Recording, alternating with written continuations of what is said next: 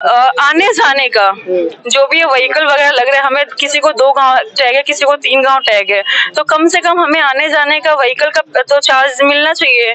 और रही बात, हमारे पास सेफ्टी नहीं है, हमारे पास कुछ नहीं है, महिलाओं के लिए तो कुछ नहीं है, सेफ्टी वगैरह कुछ नहीं है। और हमें पेमेंट मिल रहा है क्यों अपने यहाँ पर? पेमेंट तो नहीं मिल रहा है सर, मंथली पेमेंट तो यहाँ मिलता नहीं है। राज्य जितना भी स्टेट गवर्नमेंट का जॉब है सब में 2 महीना 3 महीना 4 महीना 5-6 महीना की नौबत आ जाती है।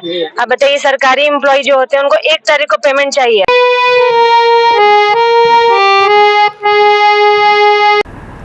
बिहार राज्य विशेष सर्वेक्षण संविदा कर्मी संघ के राज्यव्यापी अनिश्चितकालीन धरना प्रदर्शन यहाँ पर हो रहा है और 13 तारीख से धरना प्रदर्शन प्रारंभ हुआ है।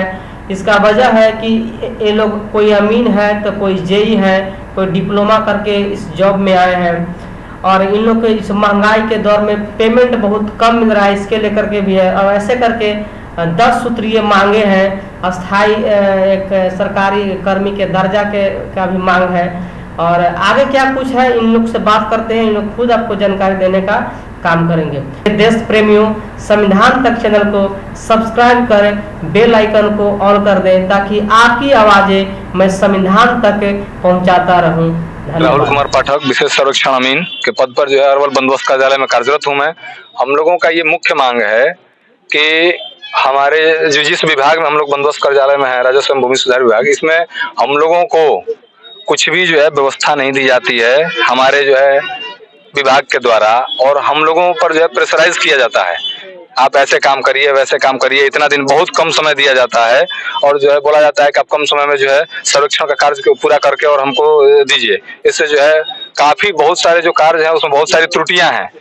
हम लोग चाहते हैं कि त्रुटियों को मतलब त्रुटि जो है रहित काम करें। तो काम आपको सरकार, हाँ, मूल समस्या हम लोगों का ये है कि हम लोगों को जो है एक मुश्त 60 साल जो है हम लोगों का सेवा अवधि जो है किया जाए। दूसरा चीज है, हम लोगों को आज 3 साल से कार्यरत हैं यहाँ, आज तक वेतन वृद्धि नहीं हुआ। कितने पेमेंट मिलता है? हम लोगों को 27,000 रुपया है, जिसमें काट उठ करके 23,000 रुपया वेतन मिलता है। और एक जो है और संवर्ग पर किसी को 22,000 मिलता है, किसी को 28,000 मिलता है। सभी पर जो है हम लोग 3-3.5 साल से कहीं भी प्राइवेट कंस्ट्रक्शन कंपनी में भी, या कहीं लोग हम लोग डिप्लोमा होल्डर हैं, जूनियर इंजीनियर हैं, कहीं प्राइवेट कंपनी में भी हम लोग काम करते, तो हम लोगों को जो है 10% 15% प्रत्येक साल इंक्रीमेंट दी जाती है।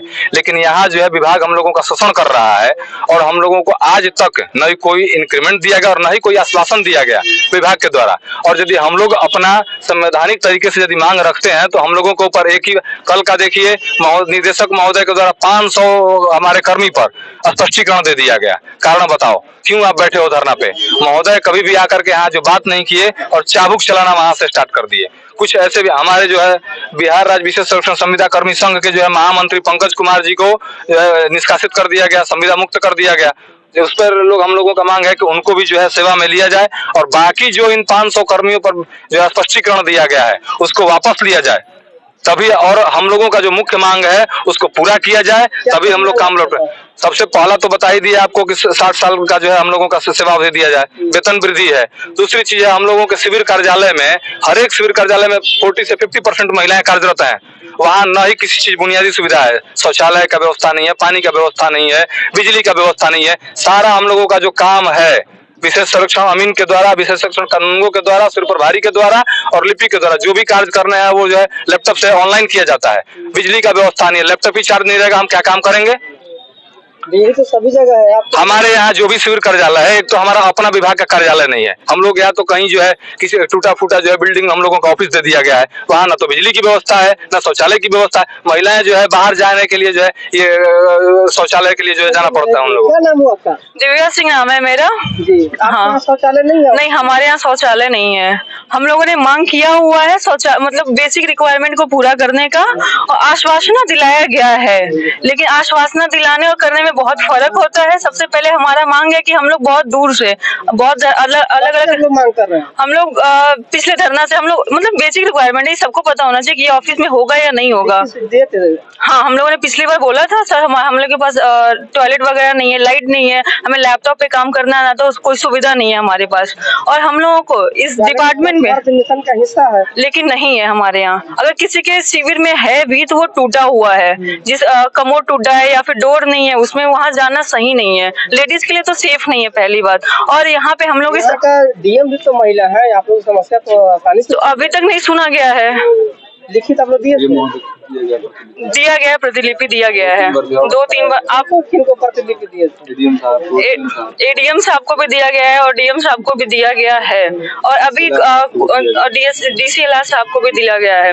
तो सबसे हमारा पहला रिक्वायरमेंट है कि हम लोग सारे अदर स्टेट से आके यहाँ जॉब कर रहे हैं, तो सबसे पहले वो हमें 60 साल करें ना, क्योंकि अभी जो हमारा प्रीशियस टाइम है, हम लोग 3 साल हो गए, तीसरा चल रहा है, 2020 से हम लोग की ज्वाइनिंग है, तो कम से कम ज्वाइनिंग हमारा गोरखपुर है।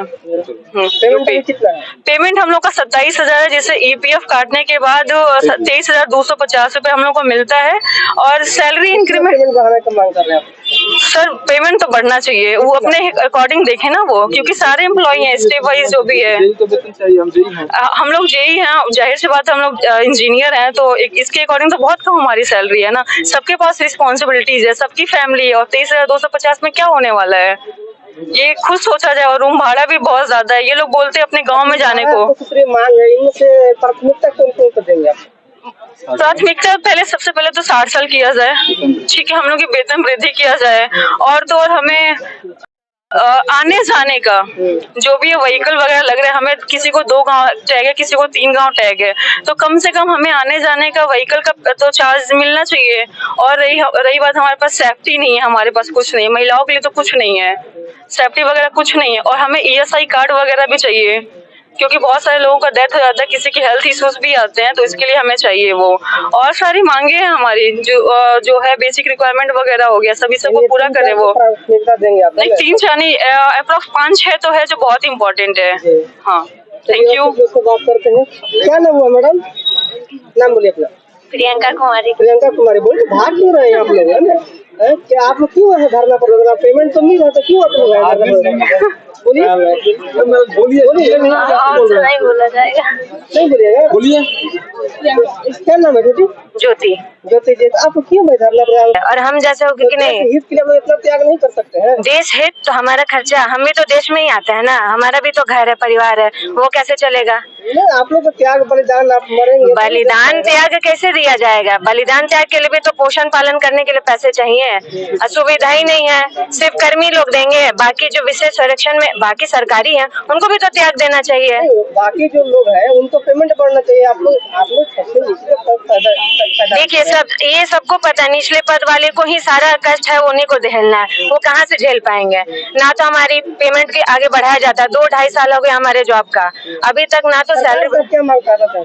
ये जो हमारी 10 सूत्री मांगे हैं, पहली जो है कि 60 साल तक न्यूनतम करना चाहिए, क्योंकि देखिए बहुत लोग यंग जनरेशन के हैं, फ्रेशर्स, बहुत लोग ऐसे हैं कि जिनका आयु सीमा लास्ट पे है। आप 4 साल बाद निकाल दीजिएगा तो 4 साल बाद वो क्या करेंगे? उनका एज ही नहीं रहेगा कि दूसरे गवर्नमेंट जॉब में जा पाए। और प्राइवेट के लिए उनके पास ना तो यहाँ का एक्सपीरियंस सर्टिफिकेट रहेगा कि कहीं जाके दिखाएंगे कि हम सर्वे कर पाएंगे।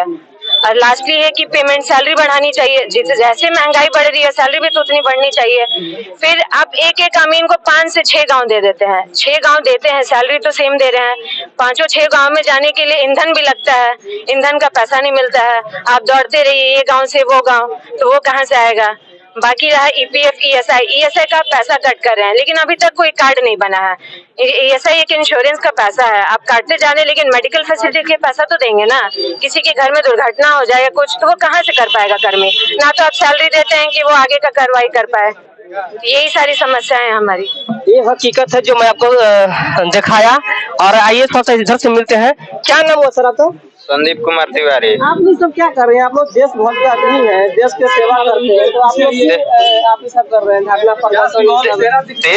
देशभक्त हम लोग तो है ही, हर काम हर अच्छे से कर रहे हैं, लेकिन हर चीज के बारे में क्या करना चाहेंगे? छोड़िए, आप लोग धरना प्रदर्शन करें कि नहीं? देखिए राष्ट्र का मुद्दा चल रहा है कि नहीं, आप लोग राष्ट्र का समर्पण नहीं दे सकते हैं? कितना दें? जान भी हम लोग दे दे तो भी हमारे अधिकारी हैं बोलेंगे कि जान नहीं दिया है, वो बोल देंगे कि हाँ ऐसे ही।